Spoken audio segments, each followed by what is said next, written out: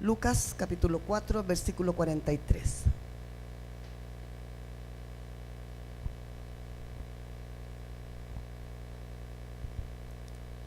Aquí es Jesús el que está hablando. Y dice así: es necesario que también a otras ciudades anuncie el evangelio del reino de Dios, porque a esto he sido enviado. En otra versión dice: porque para esto he venido. En este tiempo estamos un tiempo, ¿no es cierto?, de la palabra del Señor, que nos está moviendo, nos está sacudiendo el piso. Y esta palabra, Jesús, cuando Él está ya ejerciendo su ministerio, ¿no es cierto?, va predicando la palabra del Señor.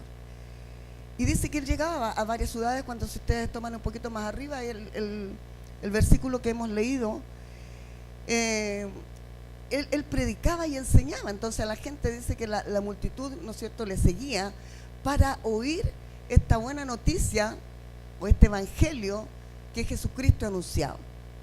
Y luego que Jesús compartía con ellos, la gente no quería que se fuera, ¿ya? No lo dejaban ir, lo seguían, decía el Señor: pero ¿cómo te vas a ir? Quédate un poco más. Y por eso Él entonces dice: es necesario que también en otras ciudades, ¿no es cierto?, anuncie el evangelio del reino. Porque para esto, dice entonces, he sido anunciado. ¿Para qué fue enviado? ¿Para qué fue enviado? Para anunciar el evangelio del reino de Dios.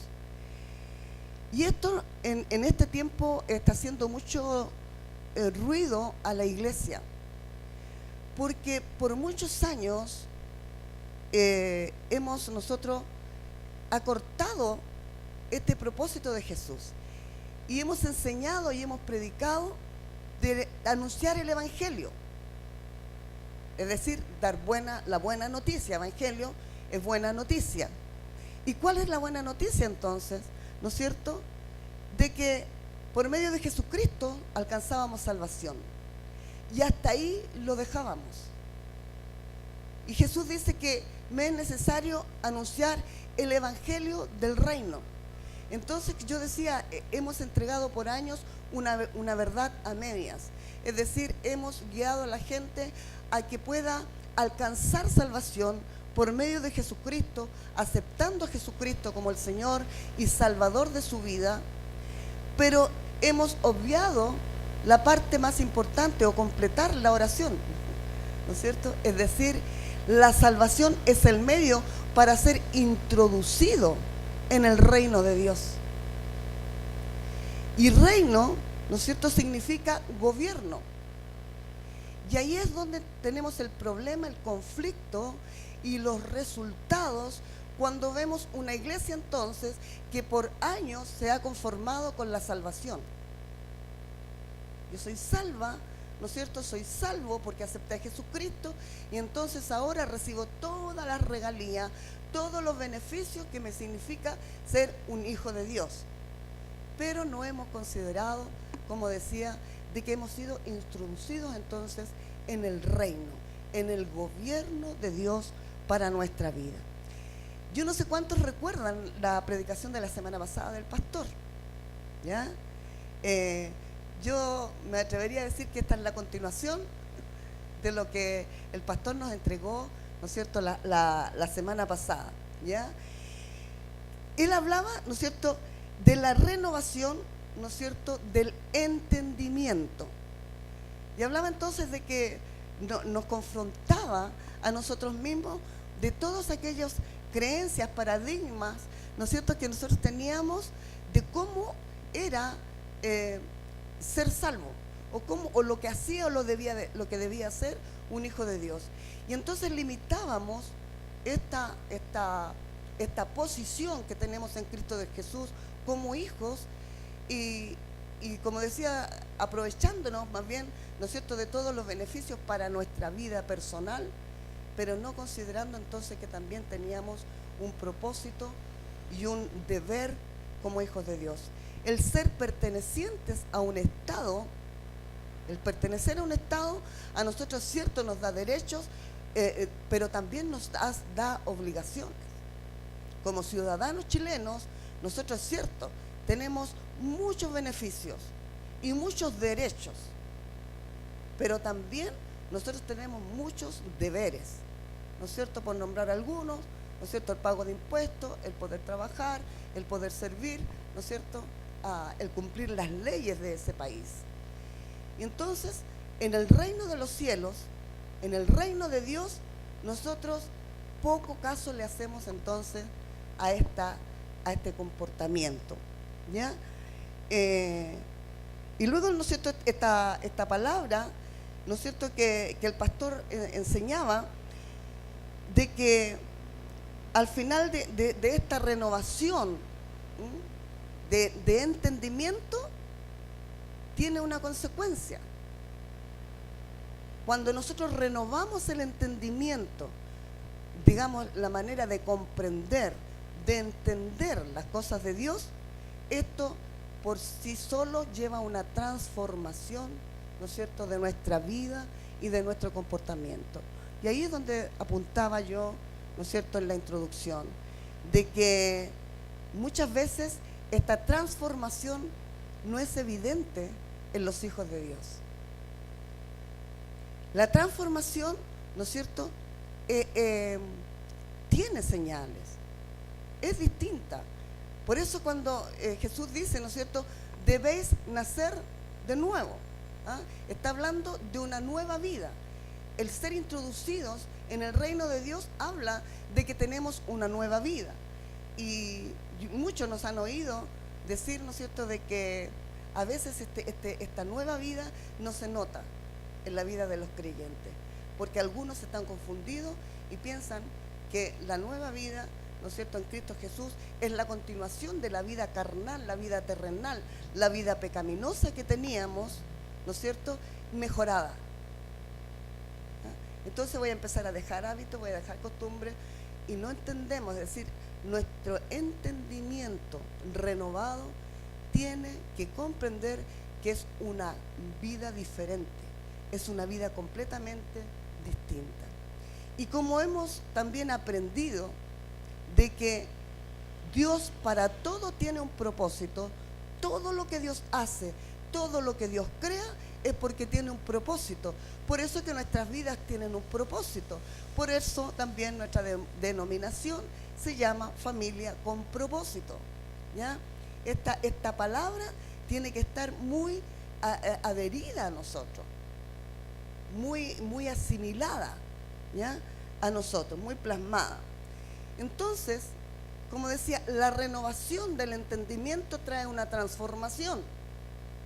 Y esta transformación tiene un propósito, que si nosotros somos transformados, es para que también nosotros podamos transformar, ¿ya? Ahí está el propósito. Entonces, por lo cual, nosotros donde quiera que estemos, donde quiera que participemos, donde está la presencia de cada uno de los hijos de Dios, donde está la presencia de la iglesia, es para transformar, ¿no es cierto?, el lugar, los ambientes. Es decir, por eso es cuando habla de que cree en el Señor Jesucristo y serás salvo tú y tu casa, ¿no es cierto? No es que por consecuencia, ¿no es cierto?, la familia se va a convertir o se me va la palabra, pero en el mundo vulgar uno diría con gancho. No importa que los demás no crean, total, yo creí, ¿no es cierto?, pero en mi casa toda va a ser salva. No es así, sino que porque yo he creído, ¿no es cierto?, y he sido transformada, mi ambiente, mi hogar va a ser transformado por mi testimonio, por mi palabra, por mi forma de ser, por el poder del Espíritu Santo que está en mí. El Espíritu Santo va a estar hablando, ¿no es cierto?, cada día, cada instante, a través de los gestos, a través de la palabra, inclusive a través de los pensamientos, está transformando el ambiente donde yo vivo. Y por lo cual, los que están en mi casa, poco a poco, ¿no es cierto?, van a ir entendiendo que algo realmente le ocurrió a la mamá, algo le ocurrió al papá, algo le ocurrió a mi hijo, que mira que está distinto, mira que está diferente, da gusto hablar con él, algo me imparte paz. ¿Le ha pasado eso, no es cierto? Que donde usted quiera que está en el trabajo, ¿no es cierto? La gente, yo sé que muchos les han dicho, sabes que me encanta conversar contigo porque algo tú transmites. En el fondo, algo, ¿no es cierto? Tú estás transformando, ¿no es cierto?, los ambientes. Y eso nosotros muchas veces lo hacemos sin tener conciencia de que eso está ocurriendo. Ahora es importante que nosotros podamos entender también y comprender que toda transformación tiene un proceso. La transformación no es un suceso. No es que yo acepté a Cristo hoy día y ya, ¿no es cierto?, al minuto siguiente, al segundo siguiente, estoy ya completamente cambiada, transformada, ¿no es cierto?, y ya no necesito más. La transformación tiene un proceso y por lo cual, ¿no es cierto?, la persona tiene que ser preparada y tiene que ser capacitada, tiene que ser instruida, ¿no es cierto?, en la palabra de Dios. Y en eso también la iglesia en general ha cometido también un descuido. Cuando nos hemos quedado entonces solamente con la parte emocional, cuando hemos estado guiando también a la iglesia en solamente enseñarle que Cristo ha venido a su vida para satisfacerle todas sus necesidades personales, pero no se ha preocupado entonces de instruirla en la palabra del Señor. Por lo tanto, si hay aquí una persona o algunas personas que son nuevitas en la palabra, mi deber es decirle de que es nuestra responsabilidad, ¿no es cierto?, los más antiguos, de poder instruirle en la palabra del Señor, y también es su responsabilidad alimentarse de la palabra del Señor. No puede quedarse solamente con la alabanza que cantamos el día domingo, con la preocupación, la predicación del día domingo, sino que tenemos que ocuparnos todos entonces en ser instruidos y en instruir acerca de la palabra del Señor. Yo venía conversando con Danae ahora, cuando veníamos para acá, con mi nieta, y yo le decía, en estos tiempos, para mí todo el tiempo en Cristo ha sido de mucha bendición y muy maravilloso. Y este tiempo, hermanos, y yo sé que para muchos de ustedes también, ha sido un tiempo precioso en cuanto al descubrimiento de la palabra. Lo que Dios ha estado hablando, lo que Dios ha estado mostrando en este último tiempo. Yo constantemente me estoy metiendo en YouTube, ¿no es cierto?, para ir buscando por supuesto, los predicadores que están alineados con lo que nosotros estamos siguiendo, y me sorprendo tremendamente de lo que encierra en sí el evangelio del reino de Dios. Es que realmente es precioso, hermano, es un desafío, pero también es una vida completamente distinta. Entonces, es importante que para que nosotros podamos descubrir entonces o obtener esta transformación, poder entonces descubrir en la palabra, alimentarnos de la palabra, y no solo leer la palabra. Necesitamos gente, ¿no es cierto?, como nos ocurre a nosotros. Yo siempre no me canso de decir una verdad que nosotros tenemos unos pastores, ¿no es cierto?, que realmente tienen una revelación de la palabra, tanto el pastor Manuel como la pastora Roxana, más la cobertura que tenemos hoy día, pastor Yacer, el apóstol Tamo, ¿no es cierto?, ahora el apóstol William Pareja, que son las personas en las cuales vamos a tener congreso en agosto, entre paréntesis, para que lo tengan presente y vayan separando esa fecha. Yo estoy haciendo un cambio, hermano. Me habían invitado justamente a confidenciar un poquito. Tengo una hermana que vive en España y me invitó. Me tocó a mí ahora, pues verito. El año pasado le tocó a mi otra hermana. Y me invitó justamente para el mes de agosto. Entonces ahí estoy ahora para hacerme la fresquita y ver la posibilidad de poder viajar en julio para poder estar en el congreso de agosto. Si mi hermana me dijera en julio no se puede, me lo voy a perder y no voy a poder ir a España. Pero para honra y gloria al Señor lo cuento, pero prefiero el Congreso. Es decir, porque sé lo que Dios tiene allí para mi vida, ¿ya? Entonces debemos buscar, ¿no es cierto?, la palabra para que el Señor siga obrando, siga en este proceso de transformación de la vida de cada uno de nosotros. El reino de Dios opera en principios, ¿ya?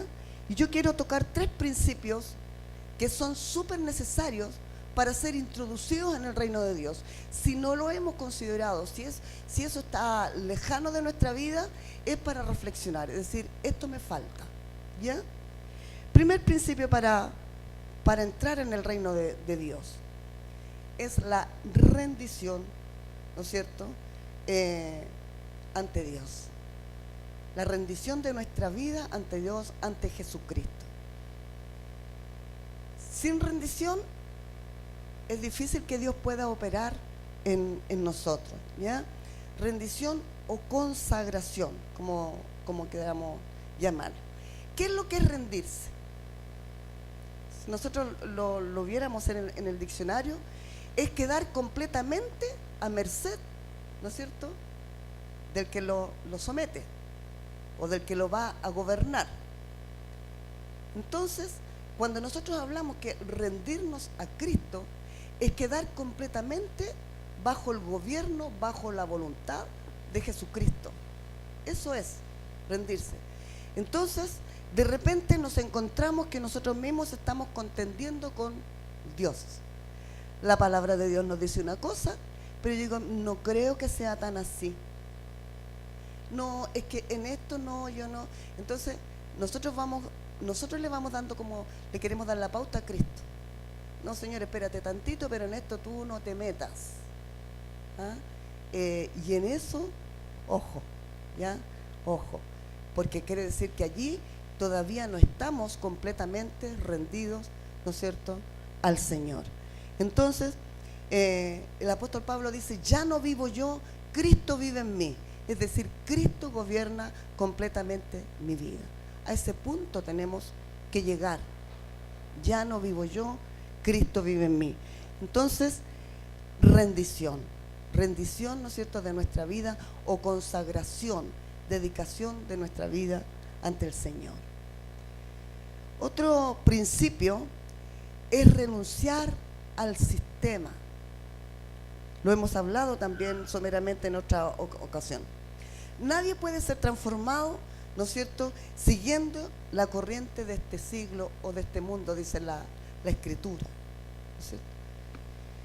Y si uno lo analiza y si uno lo mira, el sistema, ¿no es cierto?, que tenemos en el mundo, que impera en el mundo, y no hay que ser muy entendido para darse cuenta de que lo más importante hoy día es el dinero, es la situación económica. Fíjese que ni siquiera la familia, porque recordemos o veamos, analicemos de que hoy día, ¿no es cierto?, por tener un mejor estándar económico, la mujer ha salido a trabajar, ¿no es cierto?, y los esposos trabajan, pero si trabajaban 8 horas diarias, hoy día están trabajando 10 y 12 horas diarias en muchos lugares, ¿no es cierto?, en muchos hogares. Yo no quiero decir con esto en que está mal que la mujer salga a trabajar, porque los tiempos han cambiado, hay que renovar la mente, ¿no es cierto?, y es necesario, ¿no es cierto?, también, la mujer también tiene capacidades, tiene aptitudes para poder desenvolverse profesionalmente o laboralmente. Pero, como hijos de Dios, nosotros debiéramos de hacer un alto o un cuidado. Yo no voy a aceptar un trabajo, por ejemplo, que me tome 10 horas del día o tenga que estar 12 horas fuera de la casa y mis hijos los vea cualquier otra persona, ¿no es cierto?, que no sea yo. Entonces, debo también ponerle un freno al sistema. Entonces, si el sistema hoy día está gobernando, está imperando lo que es el dinero, ¿ya? Una de las cosas que son relativamente nuevas, pero muy bulladas en este tiempo, Usted ha oído la frase el empoderamiento de la mujer. Entonces tenemos con que el hombre está empoderado de por sí porque ha sido por siempre. Entonces hoy día decimos somos antimachistas, ¿no es cierto? Por lo tanto la mujer también se tiene que empoderar. Y se empoderan también los jóvenes porque de alguna manera hacen oír su voz. Y hoy día se están empoderando los niños, ¿no es cierto? Yo no sé a cuánto le llegó mensaje en que se estaba aprobando la ley en que los niños, ¿no es cierto?, van a poder decidir el sexo y ya ni siquiera los papás van a poder decir, guiarlos, ¿no es cierto?, o bien digo, formarlos con en base a un género determinado, si es hombre o mujer, todo tiene que ser neutro. Entonces, porque eso es un derecho, ¿no es cierto?, del niño, empoderamiento. Entonces, si nos damos cuenta, en el sistema están todos empoderados. ¿Y qué es lo que pelean? Las leyes que le favorezca a cada uno de ellos de acuerdo a su deseo, de acuerdo a su querer. ¿No es cierto?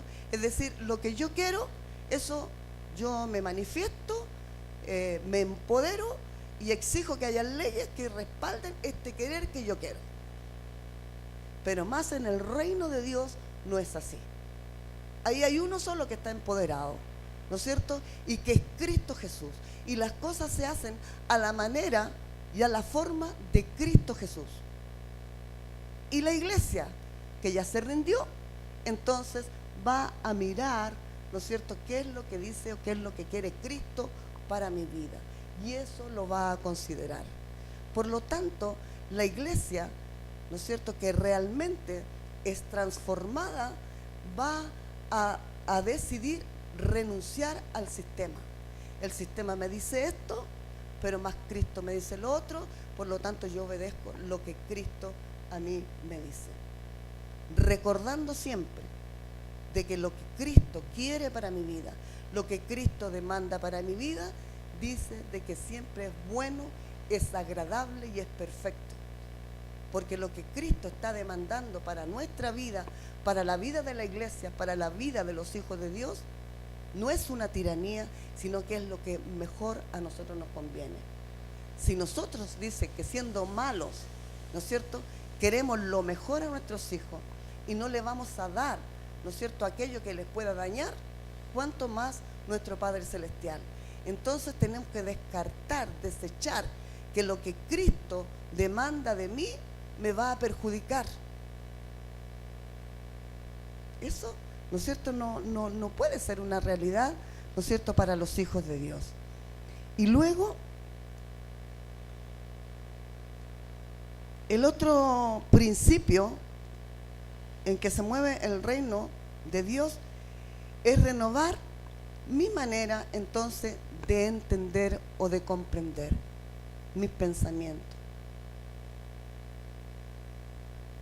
Nosotros, la gran mayoría viene de años de iglesia. Yo he compartido otras veces, tengo ya 37 años, ¿no es cierto?, convertida a Jesucristo, y por lo tanto he participado en la iglesia y me siento parte de esa iglesia que enseñó una verdad media, como decía al principio. Y en eso el pastor Emmanuel hizo la semana pasada mucho hincapié, en donde la iglesia generalmente nos está introduciendo o nos está enseñando muchas reglas, muchas normas, ¿no es cierto?, en las cuales nosotros debemos de regirnos. Si nosotros vamos un poco más atrás, ¿no es cierto?, la iglesia pentecostal, hermanita no use pantalones, ¿no es cierto?, porque es pecado, hermanita no se corta el pelo porque es pecado, ¿no es cierto? Y esas cosas la gente le hacía como parte de la santidad. Debía de hablar. Yo me recuerdo que se enseñaba, al menos a mí, me enseñaban desde el púlpito que yo nunca debería de nombrar a una hermana, por ejemplo, Claudia. Yo le digo, ¿cómo estáis, Claudita? Hoy día. En aquel tiempo esa era una falta de respeto, era una falta delante de Dios, porque yo tenía que ser muy formal para hablar. Muy buenos días, mi amada hermana Claudia. ¿Ah? Entonces tenía que decirle hermana, porque si la nombraba por el nombre, ¿no es cierto?, ya estaba mal, yo era prácticamente carnal o era del mundo. Entonces, y así como eso, los hermanos que pasaban adelante tenían que saber ponerse aquí, ¿no es cierto?, con corbata, ministrar la alabanza con corbata, y todo eso, ¿no es cierto?, se hacía ya parte ellos lo consideraban como parte de la santidad, ¿no es cierto?, pero al final uno va viendo a través de la palabra que nos estaba haciendo solamente religiosos. Entonces, y después aquellas enseñanzas, aquellas formas, nosotros las hemos querido transmitir año tras año.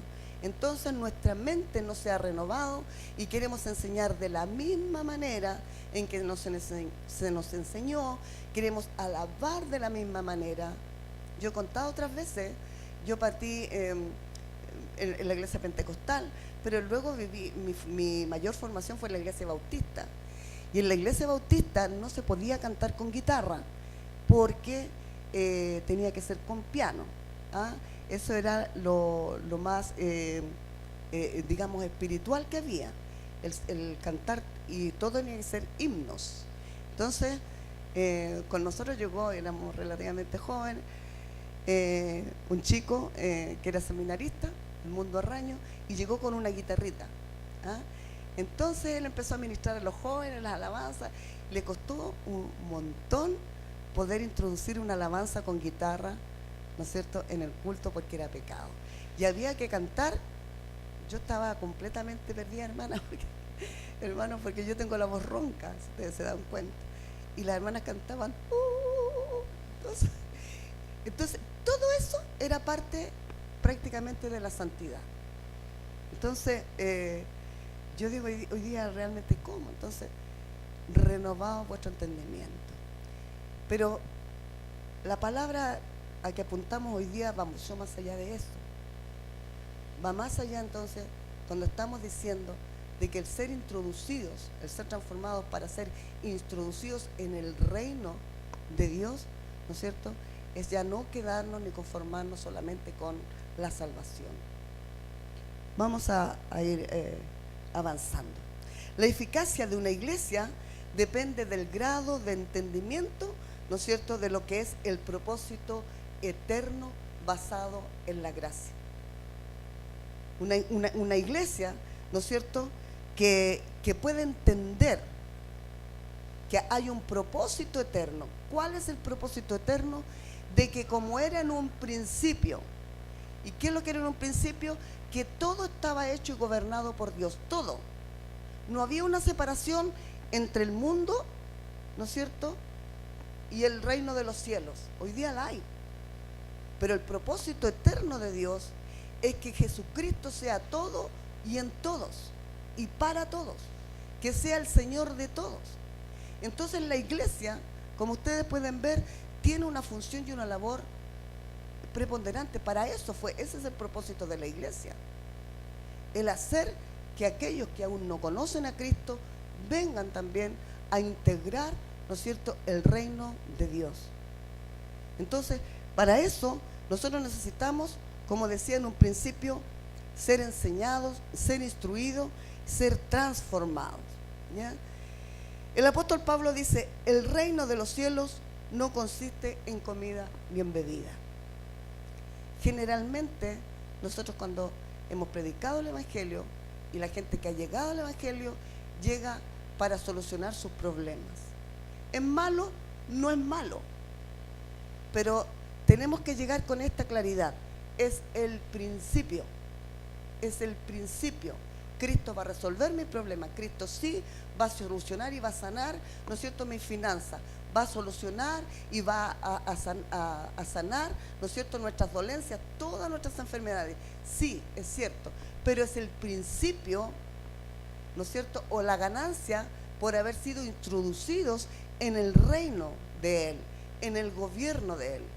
Y una vez que estoy sana, y una vez que estoy, ¿no es cierto?, arreglada mi finanza, yo sigo entonces también aportando, dando, participando para que otros vengan al conocimiento de Cristo. Entonces, puedo entender que estoy siendo transformado, estoy siendo transformada para poder también transformar, ¿ya? todas las cosas se encuentran bajo la soberanía de Dios, tanto las que están en el cielo como las que están en la tierra. Cuando Jesús oró, ¿no es cierto? También esta es una revelación nueva de la oración del Padre Nuestro. Hágase tu voluntad aquí en la tierra como en el cielo. Y en eso la iglesia tiene que trabajar, para que la voluntad que se hace de Dios en el cielo, allí lo que Dios dice que se haga, se hace. ¿Se lo imagina así usted? ¿No es cierto? El único ángel que se reveló, usted sabe dónde está, porque en qué se transformó. ¿No es cierto? Lucifer, ángel de luz. ¿Se rebeló contra Dios? No, pues Señor, no, pues Dios, yo no quiero ser así. Bien, te fuiste entonces. Y fue expulsado del reino, ¿no es cierto?, de Dios. Entonces, por lo tanto, Dios gobierna completamente en el ámbito espiritual, en el cielo.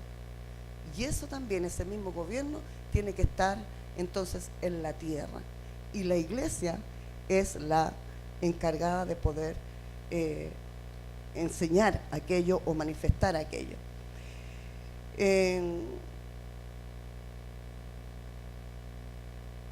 Somos embajadores del reino, y ahí uno puede entender, ¿no es cierto?, toda esta enseñanza. Dice que somos embajadores del reino de los cielos, es decir, implantar esa voluntad de Dios acá también en la tierra. Quiero ver entonces que juntos veamos algunos de los males que entorpecen esta transformación, ¿ya? Y en lo cual la iglesia debe cambiar, o en lo cual la iglesia está fallando. Quiero primero que leamos Filipenses capítulo 2, versículo 14 al 15. La iglesia debe tener entonces, resumiendo o concluyendo, una trascendencia. Si he sido transformada, si he sido transformado, ¿no es cierto?, debo también entonces transformar. Filipenses 2, 14 y 15. Dice, haced todo sin murmuraciones y contiendas, para que seáis irreprensibles y sencillos, hijos de Dios, sin mancha, en medio de una generación maligna y perversa, en medio de la cual resplandecéis como luminarias en el mundo, asidos de la palabra, ¿no es cierto?, de vida, para que en el día de Cristo yo pueda decir o gloriarme de lo que no he corrido en vano, ni en vano he trabajado. Este es el apóstol Pablo, ¿no es cierto?, que está diciendo. Le está hablando a la iglesia. Entonces dice que nosotros debemos ser luminarias, que debemos de resplandecer en medio de esta perversa generación. Si uno mira, ¿no es cierto?, lo que está ocurriendo fuera, uno dice, sí, es malo todo lo que está. Si uno ve las noticias, ¿no es cierto?, dice, por Dios que está mala la gente, dice uno. Entonces, pero la iglesia es, ¿no es cierto?, el parámetro que deberían de tener para ser también entonces transformados, ¿ah?, para poder llevar luz. Y a mí me llama mucho la atención lo que el apóstol Pablo aquí dice, ¿no es cierto?, para que al final, en el día de Cristo, yo pueda decir, no he corrido en vano. Yo creo que cada uno de nosotros también debe velar por ello. Qué triste sería que en el día de Cristo, el día que lleguemos a su presencia, ¿no es cierto?, nuevamente, en su segunda venida, y que el Señor nos diga, no te sirvió de nada lo que hiciste. No te sirvió de nada haber estado cada domingo en la reunión. No te sirvió de nada haber puesto todo el piso flotante. No te sirvió de nada, ¿no es cierto?, porque hubo algo, o sea, tu vida no fue transformada. Entonces, es importante que nosotros nos ocupemos de esta palabra. El apóstol Pablo, ¿no es cierto?, dice de que cuando nosotros estamos siendo luz, cuando nosotros dice estamos manifestando a Cristo, cuando lo estamos dando a conocer, no de palabras. Hay mucha gente que se ha cansado de las palabras,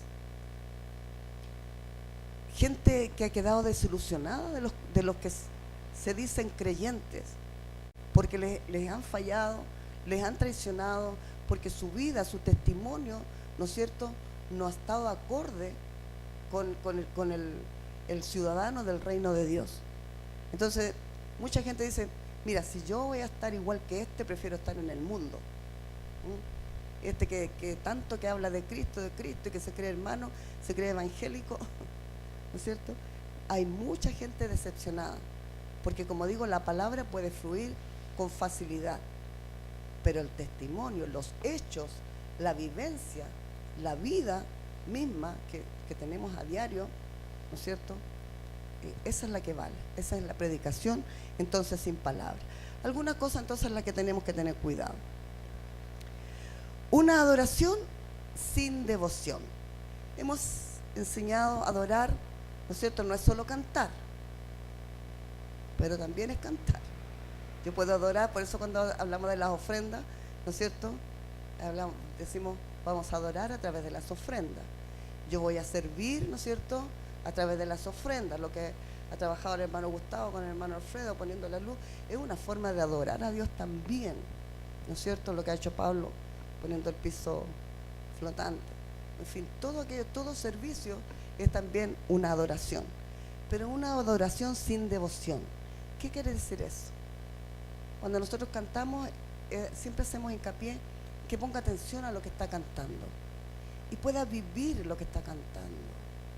Si yo le digo al Señor, te amo, Señor, es que eso salga de lo más profundo de mi ser, que realmente le pueda estar expresando lo que yo siento, porque realmente, ¿no es cierto?, Señor, te amo.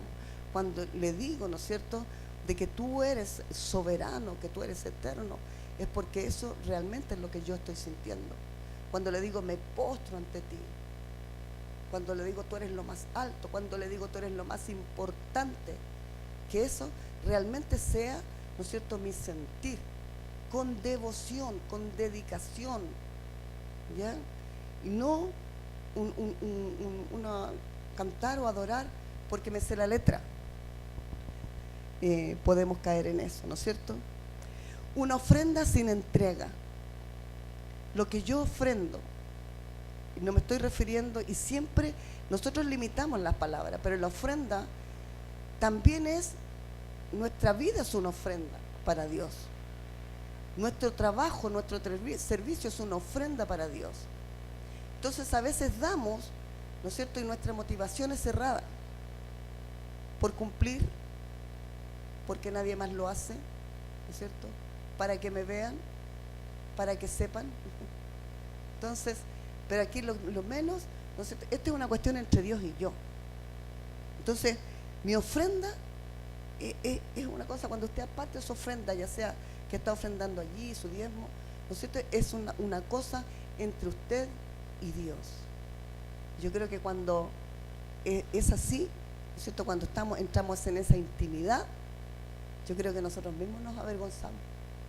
Cuando una vez yo le he contado también otras veces, cuando un pastor me impactó de una predicación que hizo, cuando él dijo de que cuando llegaba el momento de la ofrenda, uno sacaba su chauchera, su monedero, y hurgábamos, echábamos los billetes al lado y pegábamos una buceada en el fondo del monedero para buscar las monedas más pequeñas. En el minuto a mí me chocó, porque hay cosas que a uno le chocan. Me chocó la forma que lo enseñó, pero después me di cuenta que realmente, ¿no es cierto?, en ocasiones es así. Uno echa los billetes grandes para un lado y busca lo más pequeño, ¿no es cierto?, para ofrendar. Pero poder entender, ¿no es cierto?, de que este es un asunto entre Dios y yo. Por lo tanto, ¿no es cierto?, esta ofrenda tiene que ser con entrega. Una decisión sin discipulado. Una decisión de fe, lo hablé, ¿no es cierto? Cuando hemos aceptado a Cristo, debemos asumir, entender, debo aprender, debo conocer más de Él. Cuando uno conoce a una persona, sobre todo cuando van a ser novios, ¿no es cierto?, le interesa a la persona, se interesa en saber de esa persona, de dónde viene, qué hace, quién es su familia, ¿no es cierto? Y aún uno le cuenta las cosas que hacía cuando niña, donde vivía, en fin, hasta los más mínimos detalles. De Cristo deberíamos de tener el mismo interés, hasta los más mínimos detalles. Y para poder saberlo, tenemos que escudriñar, ¿no es cierto?, las Escrituras, buscar a alguien que nos enseñe, introducirnos entonces en los discipulados, ¿ya? Otra cosa que tenemos que tener cuidado, el emocionalismo sin enseñanza. La iglesia por muchos años también se ha alimentado de la emoción. Estuvo lindo el culto porque lloré, me emocionó el testimonio de la hermana, me emocionó la canción, me emocionó la palabra, ¿no es cierto? Pero nos fuimos y nos hemos olvidado. Nosotros más que buscar la emoción, y no es malo que nos emocionemos, ¿ah? Se lo dice una llorona, ¿ah? Yo siempre, ya cada vez menos, pero me emociono con mucha facilidad. Pero lo más importante, ¿no es cierto?, es el conocimiento. Cuando yo conozco del Señor, cuando yo, como decía, he buscado cómo Él quiere que yo viva, cómo quiere que yo me maneje en su reino, entonces, y eso me lleva a una emoción, que bueno.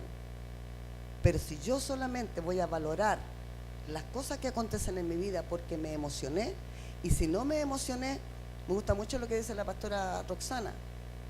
Dice, yo nunca he tenido una experiencia sobrenatural con Dios, pero sin embargo, por su palabra, ¿no es cierto?, yo sé quién es Dios, y le soy fiel, y le sirvo, y le sigo, y estoy enamorada, y le amo, y todos sabemos, ¿no es cierto?, que en la pastora en eso no hay fingimiento, porque no podría fingir tantos años y tanto tiempo. Entonces, ella no necesita, ¿no es cierto?, esa emocionalidad para poder seguir al Señor. 5. Servicio sin compromiso. Nosotros a veces, ¿no es cierto?, cuando uno requiere de un trabajo y uno llama a las personas, la persona dice, sí, pero mire, cuente conmigo por decir esta semana, pero la otra no, porque tengo que hacer, ¿ya? No se siente comprometida. Hoy día nosotros estamos bien atareados, porque este lugar, como decíamos, es un desafío. Y tenerlo hermoso, hermanos, y yo quiero, no sé si está de más decirlo, pero el tener el cuartel, como les digo yo, que le llamo a este lugar, tener el cuartel hermoseado no va a influir mayormente en el resultado que tenemos que tener nosotros como para transformar el mundo o transformar el ambiente donde nosotros vamos a estar. Es para que estemos más gratos, para que estemos más cómodos, es también de alguna manera de testificar, ¿no es cierto?, de que los hijos de Dios también somos ordenados, ¿no es cierto?, y que nos gustan las cosas bellas, agradables. Pero más que eso no es el estar. Pero tener un cuartel, un lugar, ¿no es cierto?, como decíamos, que es nuestro. Y por lo tanto, este lugar deberíamos de toda la congregación estar entusiasmados. Pero no ha sido así. ¿Sabe que oía un pastor que decía de que en cada congregación aproximadamente el 10% de la iglesia es la que se siente comprometida con los trabajos y los avances de la iglesia? Y nosotros lo hemos comprobado en este tiempo, y no quisiera que lo tomara como tirón de oreja, o tal vez sí, como es el dicho, al que le caiga el sombrero que se lo ponga. Pero hemos dado cuenta cuán poquitas manos hay. Y esas poquitas manos se tienen que multiplicar y trabajar, ¿no es cierto? En esta iglesia somos aproximadamente 70 personas. Y no han estado, ¿no es cierto?, ni la cuarta parte comprometidas con el lugar. Por distintas razones yo lo sé, ¿no es cierto? pero al menos una llamada, es decir, al menos decir voy a llegar el domingo, la hermana de protocolo hoy día, la Cristinita, tú vas a estar limpiando la silla, el hermano limpiando el piso, y ellos tenían que estar en la puerta donde se supone que tienen que estar impecables. Entonces, cuando nosotros nos hacemos partícipes, cuando hacemos nuestro, lo que es nuestro, lo que Dios nos ha entregado, ¿no es cierto? Debería de haber un servicio con compromiso, no esperar. Yo he visto en el WhatsApp cuántas veces el pastor ha llamado: hermano, vamos a hacer tal cosa, por favor, los que puedan estar, los que puedan ayudar, ¿no es cierto? Entonces, eso tiene que cambiar. Yo creo que en algo nuestra congregación debe cambiar, es en eso, ¿ya? En un servicio con compromiso. Porque si nosotros estamos todos comprometidos, no solo le vamos a aliviar el trabajo, la tarea a los que están, ¿no es cierto?, constantemente trabajando, sino que también el cuerpo se edifica, se estrecha el lazo, realmente es enriquecedor, ¿ah? Así es que para considerar, ¿ya? Conocimiento, hemos hablado de la importancia del conocimiento. Conocimiento sin compasión tampoco va a servir de mucho, ¿no es cierto? Que no sea, como dice el apóstol Pablo, he corrido en vano la carrera, porque voy a decir, tuve conocimiento y no tuve compasión. Yo creo que la iglesia no puede estar indiferente, ¿no es cierto?, de ver lo que está ocurriendo afuera. ¿Cuánta gente necesitada hay?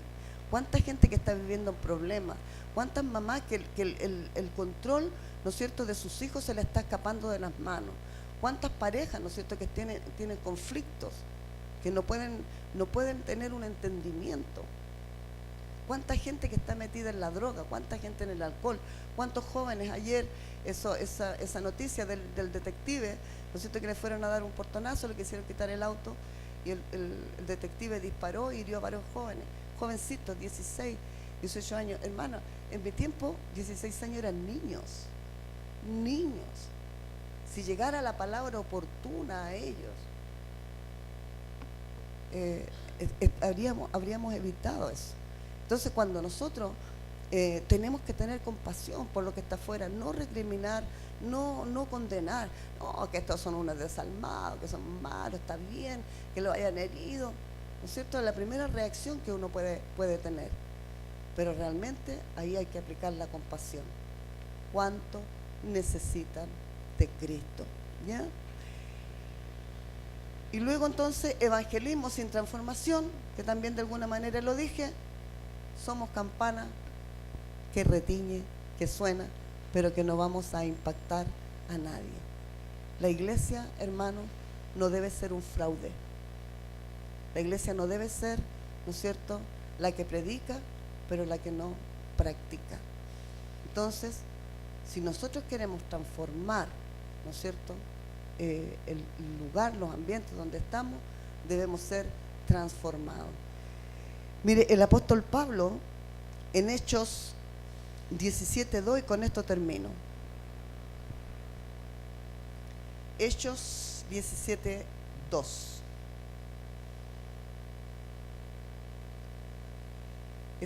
Llegó a un lugar, dice la Escritura, como acostumbraba, ¿no es cierto?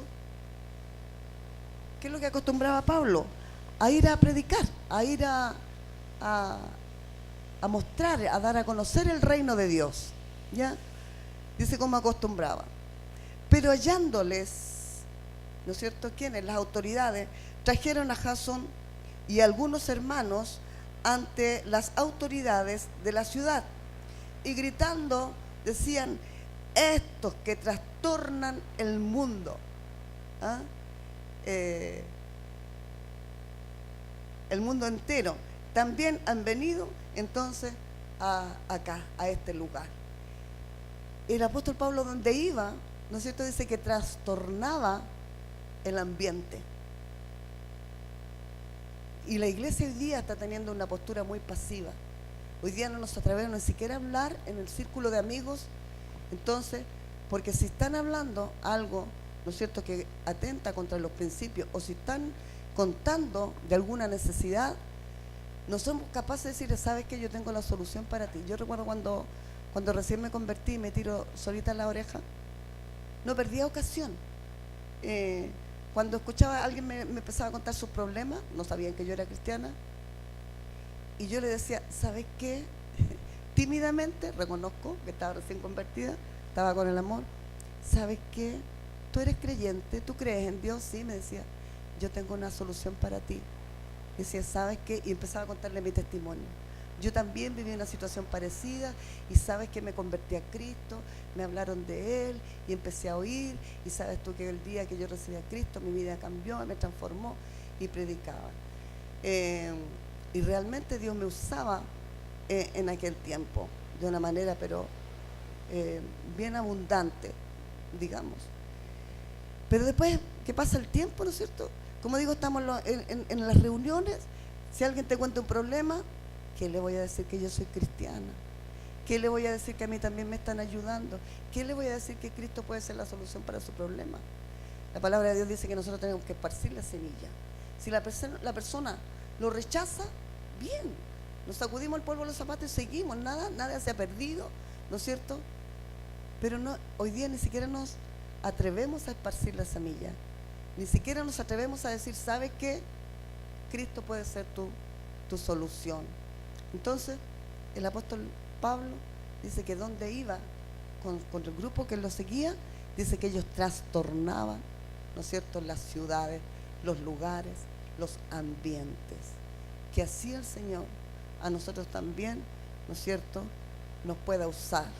Primero, que nos transforme a nosotros para que luego nosotros podamos trastornar o transformar los ambientes en los cuales el Señor nos ha llevado. Amén.